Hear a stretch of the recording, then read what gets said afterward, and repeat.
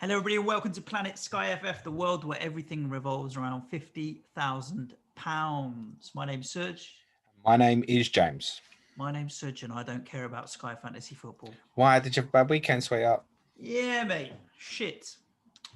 Well, go on, tell us about it. Everybody likes to hear the bad story rather than a good story. Of course. Right? Well, Azpilicueta, I think was an everybody problem, not a me problem. So I'm not overly worried about that. But I decided to captain Bruno instead of Kane. I thought, let me try and make some gains here. And Bruno in this game, he's got a lot of facets, whereas Kane predominantly is goals and assists and shots, but not necessarily passing tiers or tackle tiers or anything. So I thought Bruno, it's a differential. It's a half decent game. Let me give it a go. Bruno a differential. I love it. Compared to the fact that I think the majority of people would have captained Kane on Sunday. Yes. And it's meant a backward step. And also on the Monday, I thought, let me go with Antonio as a different that's punt. Unfortunate, mate. Yeah, I mean, considering I own Jesse Lingard as well, that makes it kind of even worse. So had I captained Lingard and Kane, I would be in the region of 15 plus 7, about 25, 30 points better off, which means, to be honest, I only used 2 transfers, Azpilicueta and Patricio, but I've gone backwards in rank, and that's irritating. That's irritating. Where are you? 1,500 now, 1,300 to 1,500. Okay. Yeah, I've been flat for ages. Like give yourself a target now, mate. Give yourself a target. Yeah, I mean, top 500 was still and is still the target. But I don't feel like I'm making any progress each week. Even when I do make transfers, it just feels like maybe 50 places up, 50 places down. So it's very, very difficult at the moment to make ground. Maybe this is a theme that a lot of managers are feeling. Yeah, I think so. Just happen to be 1,000 places behind where most people are feeling it. But it really feels like even when I go for a differential punt and it doesn't work, it's hard to make any ground. And again, with City, I mean, I've got Stones and Cancelo. Great. Yeah, listen, there's a group think, right? Whether you're in top 50, top 100, top 1,000, top 5,000 even, where people have, generally speaking, got similar thoughts. I mean, take Azpilicueta at the weekend.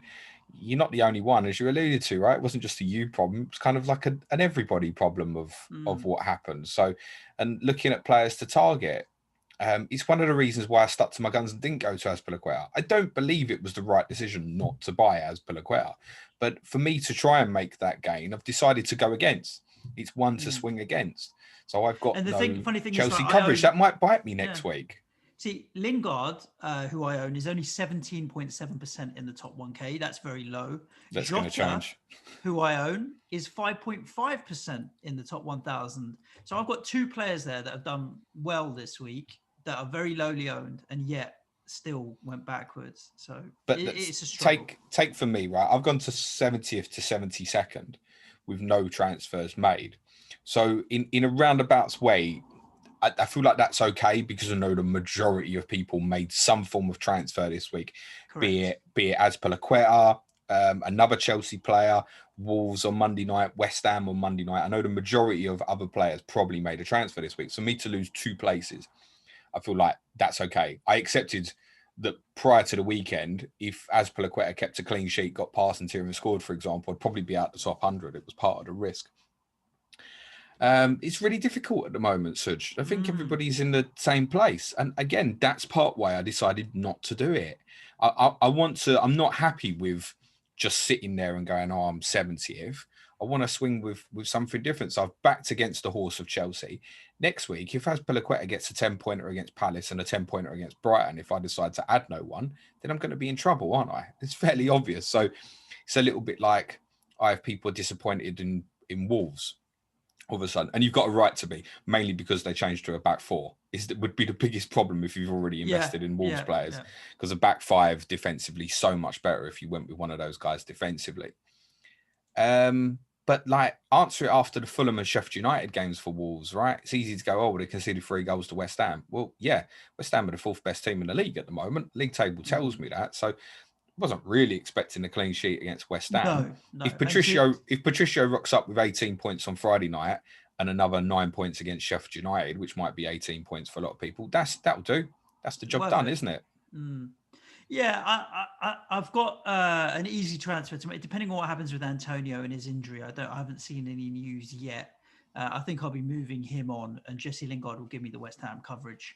And I've got some money to burn as well, 2.7 million. So I'll be interested to see where I go with my transfers now.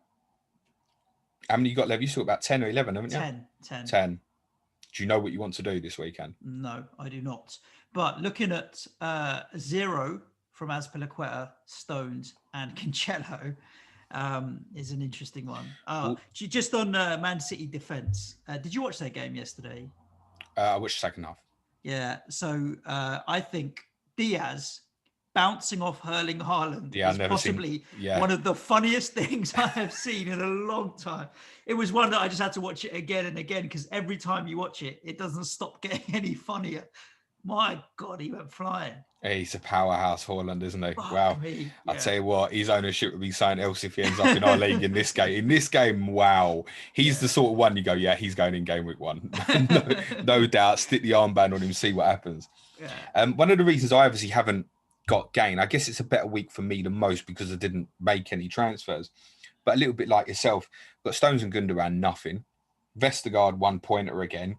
Dunk, 1-pointer. And I guess that's the differential bit. We're having Dunk probably would have been the sacrifice to get Azpilicueta. Dunk at one stage looked like he could be on for a 10-pointer or so away to United, because I think if they'd held on and won, there's every chance he might have been picking up the man of the match, for example. So that's what's cost. I didn't captain Patricio Monday night. I captained Calvert-Lewin. Calvert-Lewin's ownership shot right up. I did captain Kane on Sunday. Saturday I went with Rafinha, which, as per usual with Rafinha, could have been a lot more than what it was. 92 points for me, probably par the course for the weekend, actually, I think. I was at 81, so yeah, if I'd had points out of Stones, Cancelo, Azpilicueta, I'd be there or thereabouts. But yep, very, very frustrating is definitely the feeling and emotion at the moment. I thought I just would like to make a little bit of progress and at least have a 3-figure rank. But you never know, after this weekend, it could be possible. People have got decisions to make now, because like Antonio's ownership is, I think it's about 45% or so in the top 1,000. Presumably, most of the people are going to move him on. I think the most straightforward that most people are going to do is go, well, I maybe still want some West Ham coverage, particularly for, say, their game against Newcastle on Saturday the 17th. Lingard's price is difficult to overlook.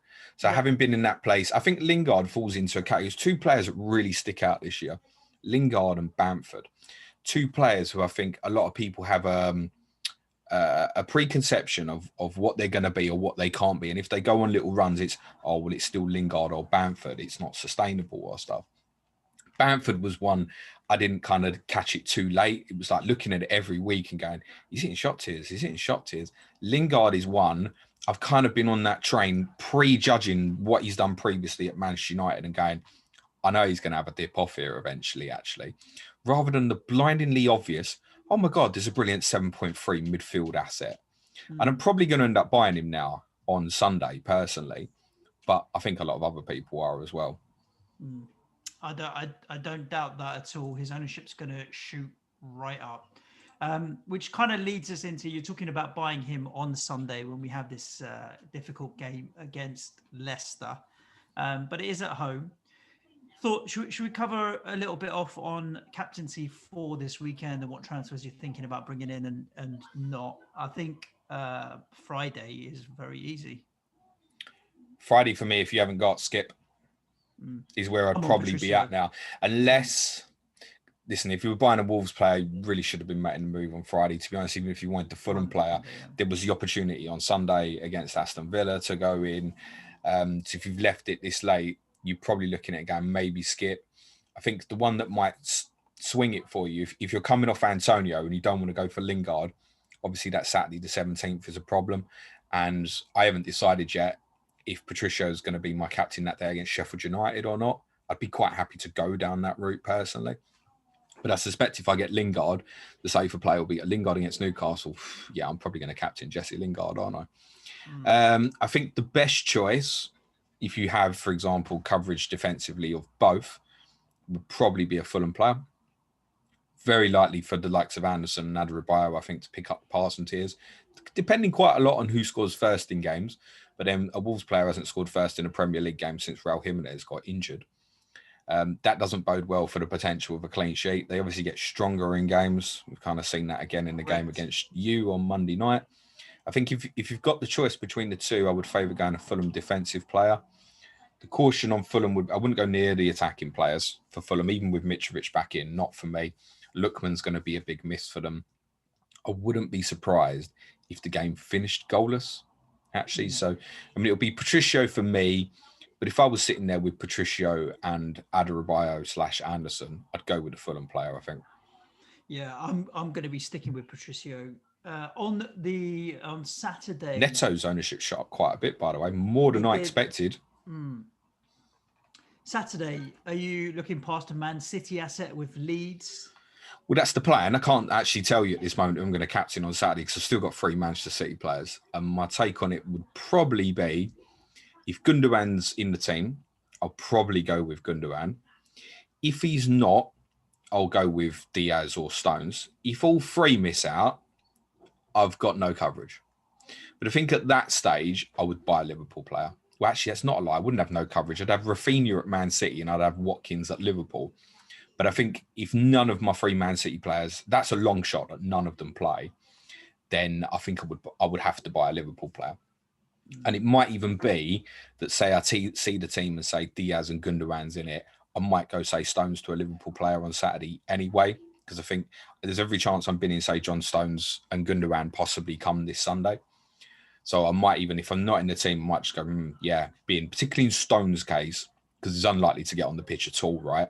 Gundogan, we've seen it before, he can come on and still get a return late in the game. Yeah, agreed. Stones would be very unlikely to come on. Favoritism for me would be Gundogan. If I had De Bruyne, I think I'd go De Bruyne. That would be really clear for me. Your thought process is pretty much exactly the same as mine. Like, let me see the team. If it's De Bruyne, if De Bruyne's playing, I'll go De Bruyne. If not, Stones or Cancelo, whoever's playing, gets the second nod. And if neither, I've got Rudiger, who I'll captain otherwise. Not Rudiger, Azpilicueta, who I'd captain otherwise with Crystal Palace. But I still might make a move off a City defender if neither are not in the team. I think if you haven't got City attackers, and there's every chance a lot of the listeners won't have a Gundogan or De Bruyne or anything similar to that, I'd be very tempted in that case to go Salah or Jota anyway over Diaz or Stones. Even seeing the Man City team, I think it's probably worth the gamble. We know that players don't pick up pass and tears against Leeds, quite honestly. Andreas Christensen was the only player who's done it. However, there is a trend recently in games where Leeds are giving up a little bit more possession than what's been common going throughout the season. And the last time they played Man City early in the season, I think the possession was 50-50. So, I mean, if that's the case again, Diaz, Stones are unlikely to hit the pass and tears, but I feel Leeds are stepping off a little bit without the ball. So it won't come as a surprise if they do pick up the pass and tears, right? If a Christensen can pick it up against Leeds, then obviously a Diaz or Stones can as well. But I think if you don't have a City attack, I'd be very tempted to go Salah or Jota if you own on Saturday. For many people, the fallback will be Azpilicueta. And I wonder if as well, psychologically, for those who've bought Azpilicueta, if there might be a little bit saying, it's fucking done me Saturday. It can go either way. You go, I'm not doing that again, or I really want the gain off that transfer now. It can go either way. Away to Palace, you'd definitely good for pass and tears, you would think. Should be good for the clean sheet as well, in spite of what happened at the weekend. Yeah. On Sunday is an interesting one because Tottenham, obviously, we've got Manchester United, which is a difficult game. West Ham, Leicester, I think is going to be a tricky game as well. The standout would be probably Arsenal away at Sheffield United, but not many of us own Arsenal assets. And after last week's performance, I'm a bit meh about getting an Arsenal asset, but then their run is good. Fulham, Everton, but then Newcastle, West Brom. Like if I buy an Arsenal asset, I've got that until the middle of May. So Antonio to an Arsenal asset on the Sunday might be the way I go. You're not going to ask me if he's injured. You're not going to ask me if I'm still buying the player I said I'd definitely buy last week. Pierre-Emerick. I don't think I can be doing that. I want to. I really want to. There's a little bit of me wants me to do it even more because I know that nobody else thinks that's a good move. He's 6% owned in the top 1,000, and I don't see that changing unless if he was to go off against Sheffield United at the weekend. I think there would be more interest before they play Fulham next week, and then with the Everton game on the Friday, I think there would be more interest. At the moment, I can't see me doing it. It's not even a money thing.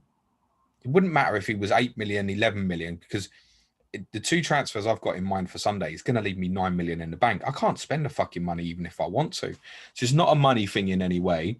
It's a him thing. It just looks disinterested, doesn't it? Yeah. And he can go through games where his involvement is none. And you can just write it now and go, it's a 2-pointer. Done. Finished. There's also, of course, for the Sheffield United fixture, the case of, does he even play? Arteta's hooked him off in the last 2 league games against Liverpool and West Ham, which isn't a great sign for him. There's obviously more clues to be had. I think if he performs really well against Slavia Prague tomorrow night, I might still do it. At the moment, I'm more likely to go to Rob Holding, I think, is where I'm at. The thinking with Rob Holding is David Luiz is out for at least a couple of weeks. And Holding should at least give me the coverage of the Sheffield United, Fulham, Everton games. I'm pretty confident that while Luiz is out, Holding will play all the games for Arsenal in League and in Europe, because Mari and Gabriel are both left-sided centre-backs. Arsenal don't have any other cover at right-sided centre-back till Luiz is back. So I think Holding, 6.4, has done a lot of people really well in the past, will prove quite popular. Maybe not this week, but before the Fulham game. I can see that being popular. So I'm probably going Holding at the moment. The two players I'm likely to sell for Holding and Lingard would probably be Stones and Gundogan. I'm a little bit conscious of leaving me just one Manchester City player because it's not true, actually. I'm probably going to keep Gundogan and sell Ollie Watkins. Ollie Watkins definitely going to go after the Liverpool game Saturday. So probably will leave myself a second City player. I think probably Gundogan rather than Stones. It just sits in there as a midfield cover, good little value. Yeah. And I wouldn't rule out buying a Leicester player on Sunday either. Anything you don't see the team. Maddison's the one I want to get hold of first. But I can't see me buying him on Sunday with no team information unless something came out like Ayoze Perez is going to be out for the weekend or something like that. Because I think Perez might play again rather than Maddison. Captain, I'm going Bruno. And no doubt in my mind about it. Unless I buy Aubameyang, I might take the chance. But Bruno over Kane, definitely for me on Sunday. I expect them to wipe us apart. Understand that there's fan behavioural influence in what I'm saying there. But I think I could see United getting 3 goals or so on Sunday, actually. Wow. Yeah. Although they play in Europe this week and you don't. So maybe there is that as well. But he's going to pick his strongest team against Tottenham, isn't he? 100%. Yeah, no doubt. There's not a doubt of Bruno playing. None. No, not for me. He's super fit, and we've seen before that he flogs him as much as he possibly can. Monday night, I have no coverage as it stands at the moment. You have Dominic Calvert-Lewin. Do you still own Lewis Dunk? No. Yeah, and Vestergaard. I've got 3 on Monday. I've got a choice. Lend me one. Lend you one. I think the way it's been going, you can have Vestergaard, I think, mate. But I don't know what to do here because there's no immediate double gain. If I buy a player, I get the captaincy coverage on the Monday, but there's no second single game day that I can then get an extra captaincy coverage out of, other than West Brom, which is the Thursday, the 22nd. So Stop it, mate. Stop it. Am I really going to get a West Brom asset for 2 captaincy coverage, which are basically 10 days apart, and let's not forget their shit as well. So I don't really want Vestergaard, even though it's West Brom that they're playing, because then their next game's Tottenham and then followed by Leicester, Liverpool. I mean, it's a shit run after that. Everton, they've got Tottenham, Arsenal, Villa afterwards. Maybe an interesting shout. Brighton, Everton, fine, but then I don't need coverage for that Chelsea game because I've got Azpilicueta.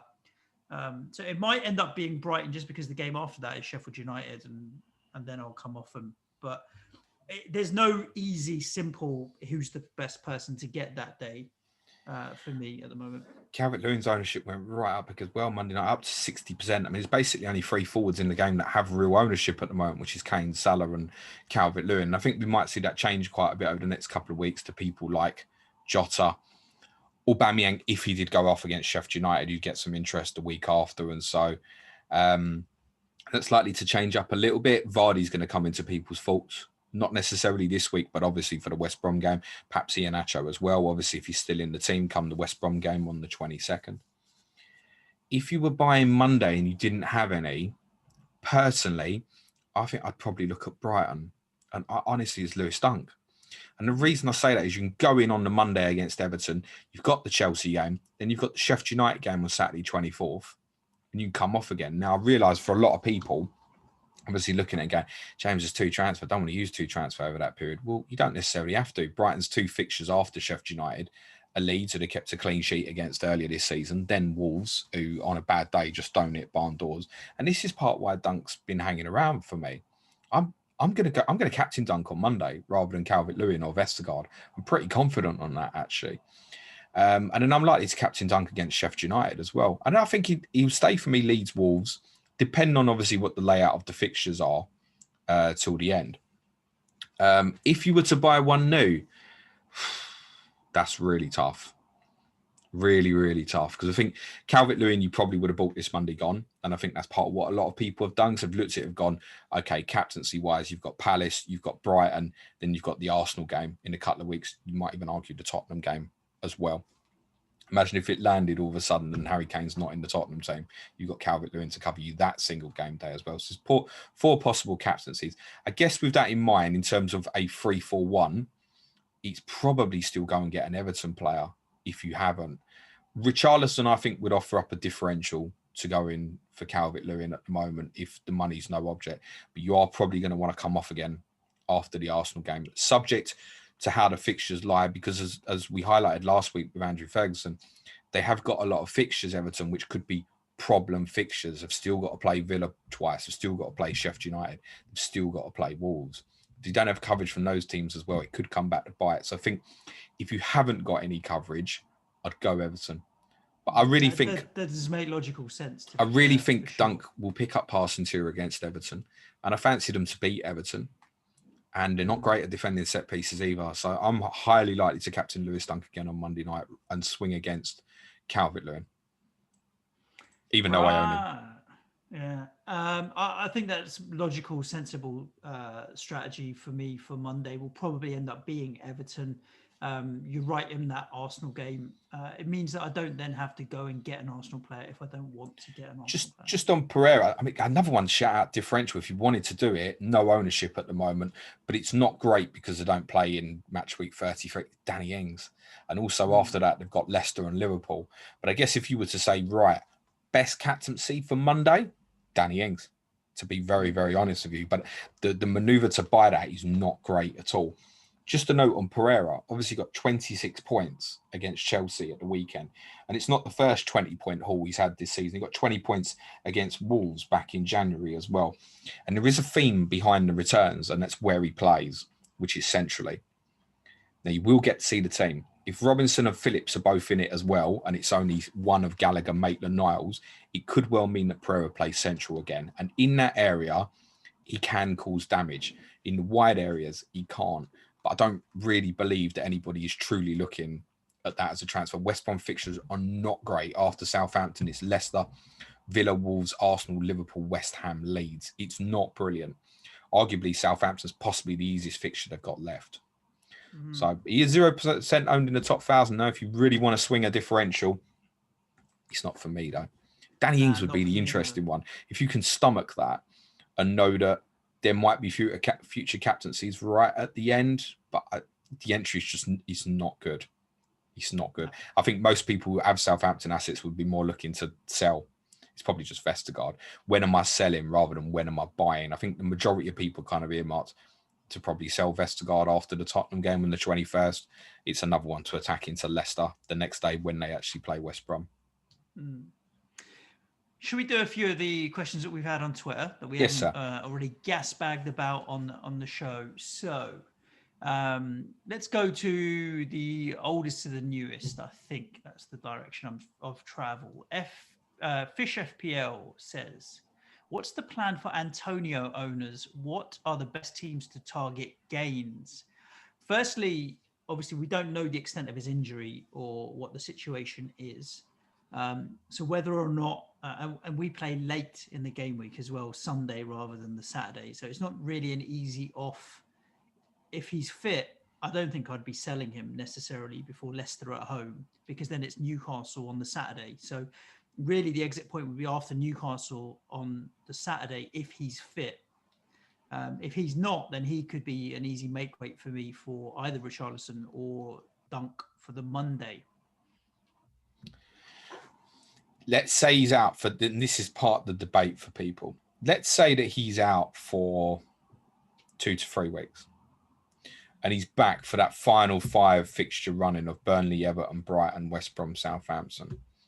And people have only 5, 6. And you have to accept, and you have to accept that obviously his ownership will obviously go a lot, because obviously a lot of people will obviously sell him. And I think that's probably the right decision, because there's too many games in between if that was to be the case, for example. But holding him and having him ready for that final 5 and not wasting the 2 transfers is a potential ploy. I would say from experience with Antonio that it's never a week. Very rarely. I'd be amazed if he plays against Leicester. I'd be very surprised if he played against Newcastle on the 17th as it stands now, because they just don't take chances with him because of this, because he breaks down again so often. We joked about it last week. I want to buy him, but I don't because of the ownership, and B, I can't trust him to stay fit. And it's still the same case with him. I think generally speaking, it's a sell for the majority of people. There is a case if you're really short, if you're down to 4 or 5 and knowing that there's problem fixtures come 34 onwards, there would be a case to keep, I think, as a possibility. But for the majority of people, it's just sell.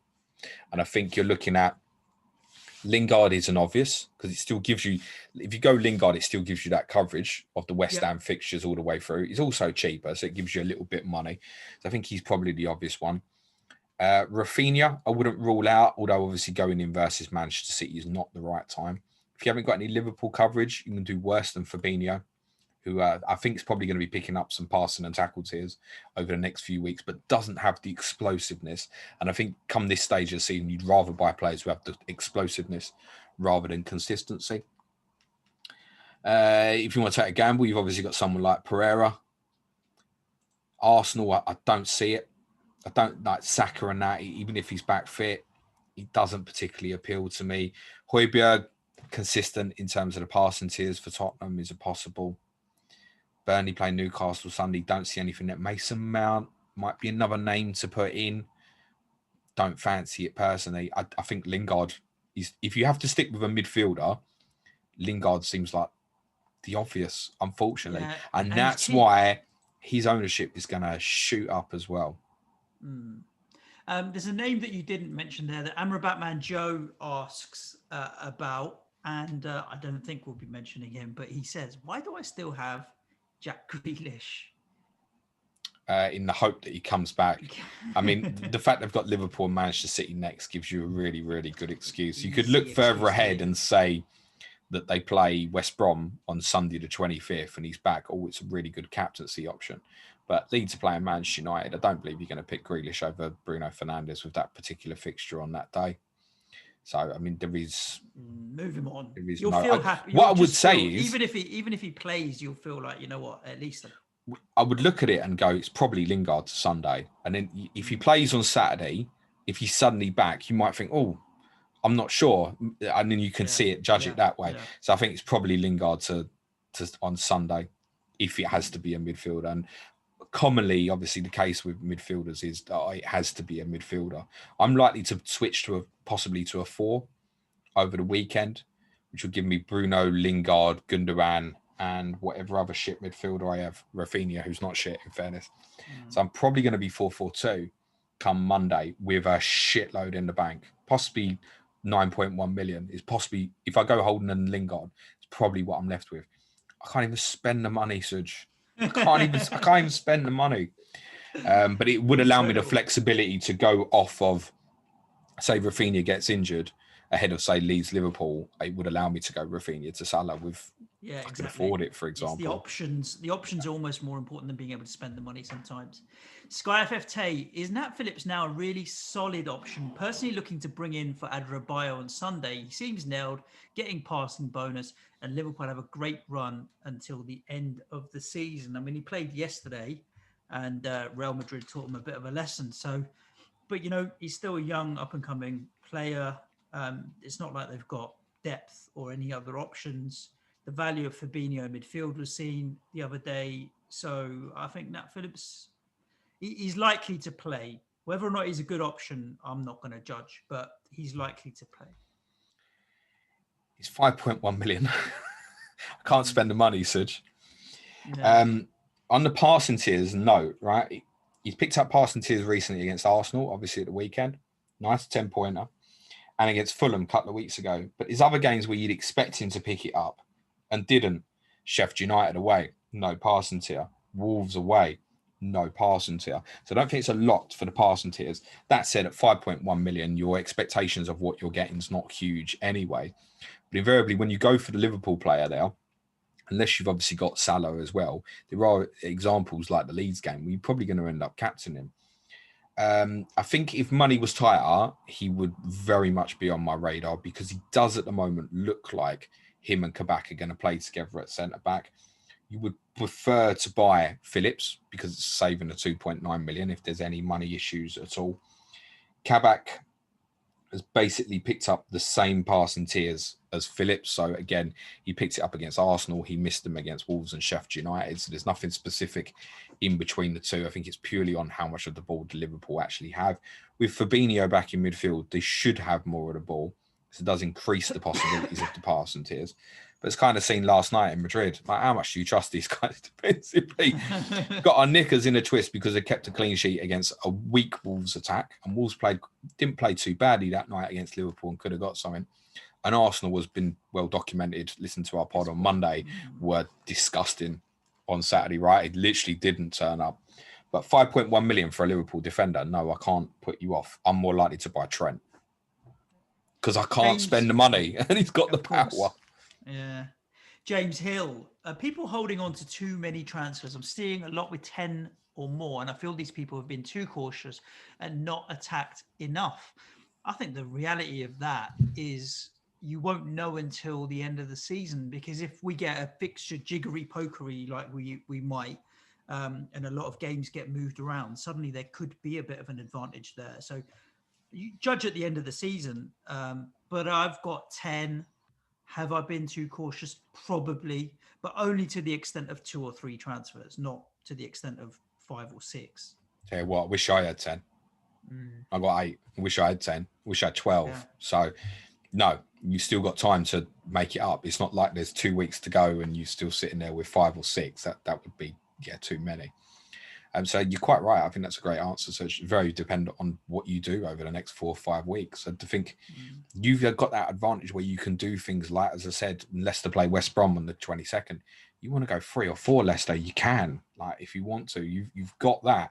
You can power over everybody. And there are other moves you can make, which other people may not, particularly in that fixture schedule we can't see. So when things come up like Southampton Palace, it's going to be a midweek day. I can't tell you at the moment if it's going to be a single game day or not, but there's every chance it will be, and it's possibly going to be near the end and cause some problems because a lot of people are going to have no Southampton or Palace coverage. It's the same for me because I'm probably going to sell Vestergaard for Leicester after the Tottenham game because, frankly, he's not doing anything anyway. So what am I holding on to? Conceding 2 at home to Burnley and the like. He's not doing anything for me. There's no passing tiers or anything at the moment. But fixtures like that, we spoke about that again with Andrew last week. A fixture like that at the end, literally being able to get a captaincy for that's possibly going to be a differential because a lot of people are going to have to say no. Yeah. And that might apply for Villa and Everton as well. And there'll be other fixtures, no doubt. There's definitely going to be. We can remember as well, when they announce the fixtures, quite important. And if they decide to announce the fixtures before next midweek, which isn't impossible. I don't see why they would, but it's not impossible. Say the main TV selections, what their Super Sundays are going to be on that, then Arsenal United are going to be a Sunday or a Monday, and Liverpool, Chelsea, and Man City is going to be a Saturday. So for the Friday and the Monday games, it's going to be fucking everybody else, isn't it? So there's more shit games potentially to come on Fridays and Mondays, depending on when they make the announcement. And obviously, if all these teams go through, it's not like Liverpool are out. They can beat Madrid 2-0 in the second leg. All the English teams could go through, and then it opens up in terms of being able to see, like we could see before, and highlight all these Leicester games are probably going to end up being a problem, etc. FPL off spinner, the failed Aubameyang experiment with a tear emoji. Is Salah the best replacement, please? You cannot tell me that you are going to sell Aubameyang before he plays Sheffield United and Fulham. You just can't do it. If you've got him, Cape. Yeah, you just can't do it. I mean, I understand it's a failed experiment. And if he's really pissing you off that much, this game is about having fun. So enjoy yourself and get rid of him and bomb him out. But logic dictates keep him, because those two really does. are solid. I won't promise anybody that I won't buy him on Sunday, because if he goes off against Slavia tomorrow night in Europe, it might be the change for his confidence. And I think, okay, he's got a couple of goals there. A lot of the games coming up are against weak opposition. That's part of the reason of his appeal. Sheffield United, Fulham, Newcastle, West Brom are 4 of the next 5. And the other one, Everton, he's going to give me a captaincy as well, probably. That's what the huge appeal is in terms of going for Arsenal, particularly on one of the next 2 Sundays. But it's just his body language more than anything. He doesn't look interested. So, do you think it's a fair statement to say that Aubameyang is as important for Arsenal as Kane is for Spurs, or Salah is for Liverpool, or Bruno is for Man United? I think right now Arsenal's most important player is Saka. Yeah, and then arguably Smith Rowe, because they bring Arsenal energy. At full potential, though. Well, of course, because he's been a brilliant goal scorer for a number of years. I think we have to look at Arsenal's season as what would happen to Spurs if Kane didn't perform, or United if Bruno didn't perform. We've seen that. Exactly, or even Liverpool if Salah didn't perform. So Arsenal have had to do without their world-class talismanic player for most of the season because he's been garbage. I think some of the that's the point. So why do we want to buy him? Struggle. Yeah, exactly. And obviously there's people like me sitting there with the money in the bank saying I can't spend it, but there are other people who obviously won't be in that position, will be very tight for money and going, I can't justify that. And I don't disagree at all. I just know that in there at some point there'll be a game where he goes off, but it might be that in the other 4 he does absolutely fuck all, and in which case he's not worth it. I'd need to see if I see something from him against Slavia tomorrow night, I might still take the punt, because I'm convinced that hardly anybody else will. A couple of other quick questions here that we can cover off as well, James. Shout out to Paul McNulty, who sent a question in. We're coming on your stag do, mate. That's all you need to know. The answer is yes, but that wasn't his question. And if anybody doesn't get that, you need to listen back to last week's episode with Fergie for that. Found anything interesting from using FF Stuff 3's new Sky Deep Dive tool? I know you mentioned teams with shots faced before in some of your potential transfer thoughts and so on and so on. I've not looked at it, I'll be honest with you, so you need to tell me. So said right at the end of the pod last week that me and Frank had been DMing each other quite a bit in terms of what would look good, because we did a Patreon Sky pod the week before and we had a lengthy conversation about data being difficult to find for Sky Fantasy without really drilling in. And Frank's obviously picked up on it. And genuinely, I had a look last night and it's amazing. Get yourself on there. Basically, you can drill in. So I managed to drill in, and within 15 seconds last night, I could find out how many passes Bruno Fernandes made against Tottenham last season. I can tell you it was about 45 because I looked and checked last night in that game, but Tottenham, the first in the restart period. And he's got three years worth of data, and you can drill into team. So you can now go and search to say you want to look at Fulham versus Wolves for Friday in terms of potential passing tiers. You don't have to search just in terms of clicking on all Wolves individual games on the app to find out who picked passing tier. And even that, you look at, he got passing tier. How many fucking passes did he get? Did he get 70? Did he get 110? I don't know. On Frank's site now, you can drill in and look and see, Diaz got 85 passes when he played against Fulham. John Stone's got 78, whatever. You can go and access all of that now is readily available. To find that, go to www.ffstuff.co.uk. And you'll find when you go to the Sky drop down, the Sky Data Dive, it's new, it's highlighted in red.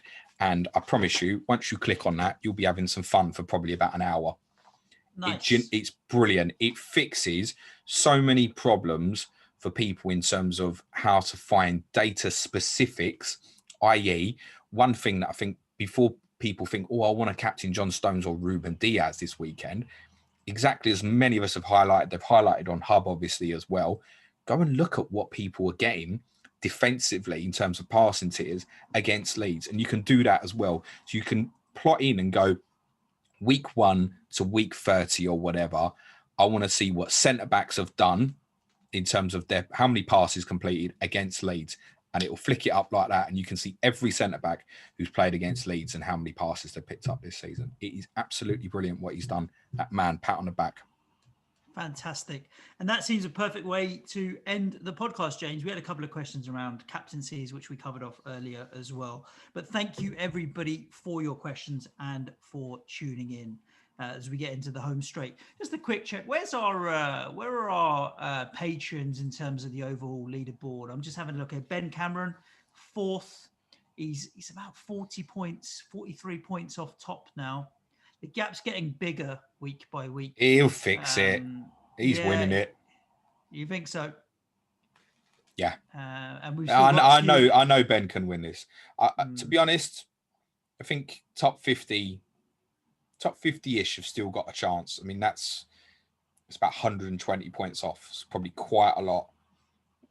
Maybe top 20-ish or so. I think I've still got a chance. You're within 100 points. You've still got a chance. You just need to hit the alternative captain choices at the right time. Yes. Good luck, everybody. I hope that this run-in is successful for you. Other than that, we'll be back at you with more content tomorrow. Clash of the Correspondents tomorrow, James. And, did that on Monday. I'll be streaming on YouTube 12 o'clock tomorrow. Yes, James live streaming tomorrow. And then Friday is a FPL wildcard special. So do make sure you tune in for that. Stay safe wherever you are. Ciao for now. Thanks, everyone. Have a great week. Cue music, please, man child.